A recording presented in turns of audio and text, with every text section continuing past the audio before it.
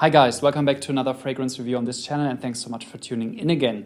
Now in today's video I'm going to give you my top 10 ROJA Parfums fragrances because this is a house that is really very interesting. They produce a lot of really good fragrances and I want to give you my personal top 10 of all time fragrances. But first of all, if you're new, thanks for watching this video. My name is Kai and on this channel I talk about men's skincare, hairstyling, beard care and fragrance. So if you're new and you haven't subscribed already, please do so. The button is just below this video. A couple of things I have to say before starting. Please note that these fragrances are only my personal opinion, and I think that in general with this house you get a whole lot of really qualitatively good scents. So they're all very well made.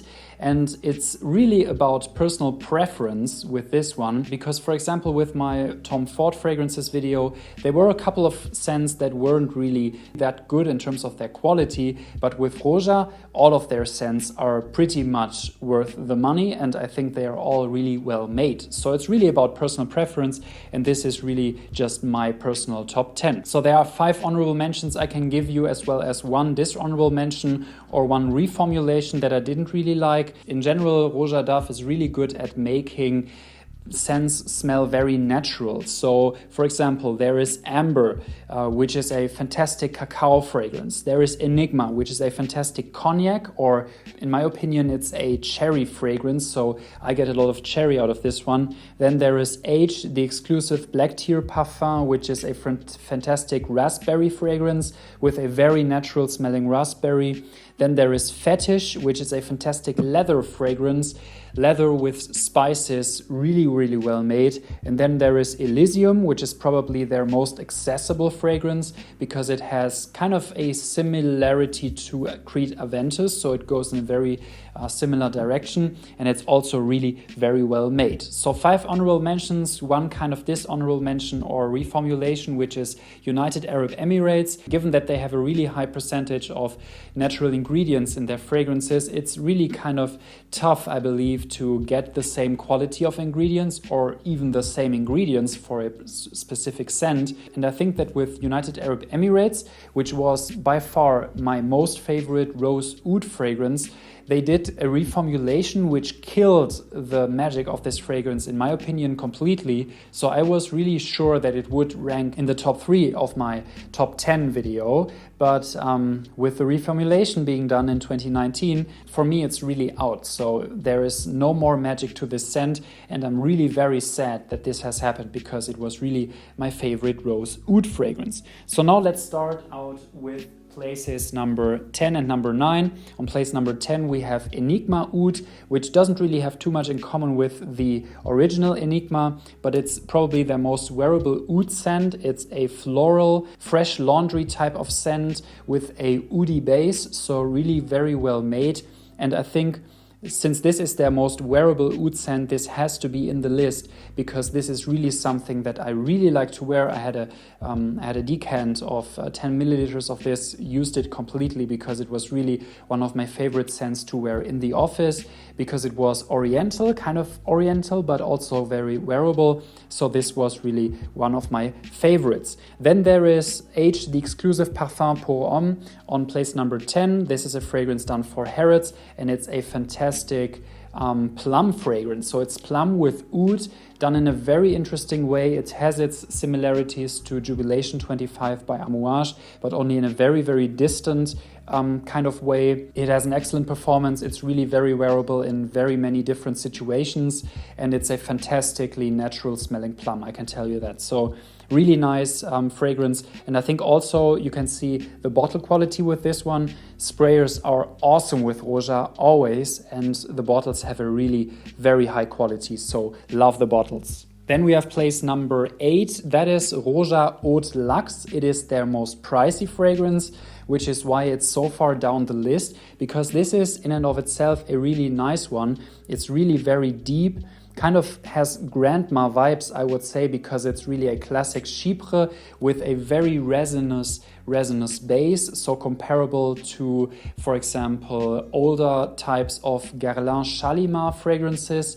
There is the 70s, 80s kind of Shalimars that have a very similar vibe to this one, and I think it's really awesome, but unfortunately it's really high priced, so that's why it's so far down the list, because the other ones, in terms of performance per price, are really kind of better, I think.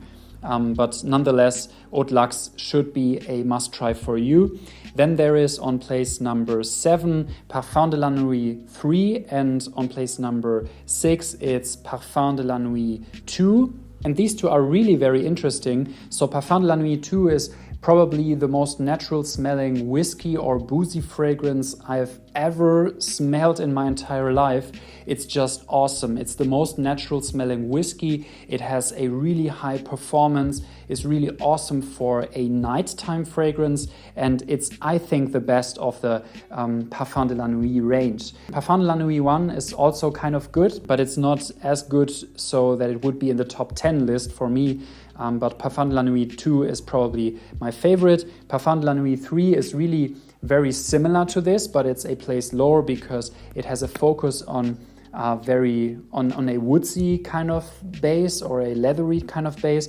I can't really tell. It's still really very well done, which is why it's in the top 10 list, but it's not as unique as Parfum de la Nuit 2, and I'm still looking for a whole bottle of this because I really love this. If you have tried any boozy fragrance, I promise that this is going to be way better. It's so natural, it's crazy. On places number 5 and 4, we go into the Oriental realm. These two were really hard for me to find, so I'm very thankful that a colleague of mine was able to hook me up with samples of these. On place number, 6? I believe it's 6.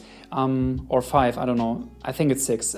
We have Saudi Arabia, so Kingdom of Saudi Arabia, a very animalic type of fragrance. So it's really a very animalic rose oud fragrance with a lot of spices mixed in on top, and with just a very animalic oud. I absolutely love this. I got a travel size Discovery atomizer immediately, and I'm still thinking about getting the whole bottle because I really love this. It's just so transparent and high class, especially for a Western house. It's awesome, and the oud is just insanely beautiful that's in here.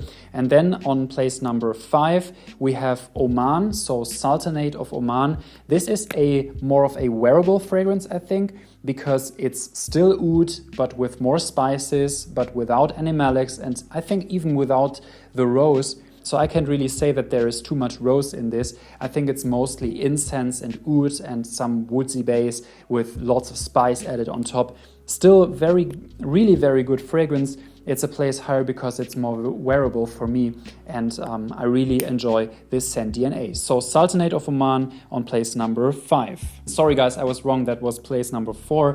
So now on place number 3 we have Musk Wood, and there is different versions of this. I can totally recommend Musk Wood Crystal Parfum and Musk Wood Absolu Précieux. I think with Musk Wood they are really very similar in terms of what they smell like, and it's a very awesome rose oud fragrance with a lot of musk. And although there is no natural musk used in this because it's not allowed, I think it really comes very close to the scent of natural musk, and I think it's really very well done. Awesome performance, really very nice. Not too dirty animalic, it's more of a powdery fragrance, I would say, and I think it's this is just beautiful. So the rose in this, really awesome, and I think, you can get any version of this. It doesn't really matter.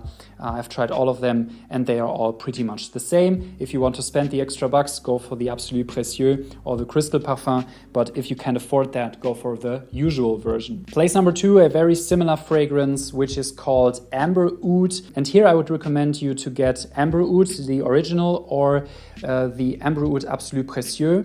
I think the Crystal Parfum, although it should smell very similar to the original Amber Oud, has really some kind of gum-like quality to it, so it's kind of plasticky.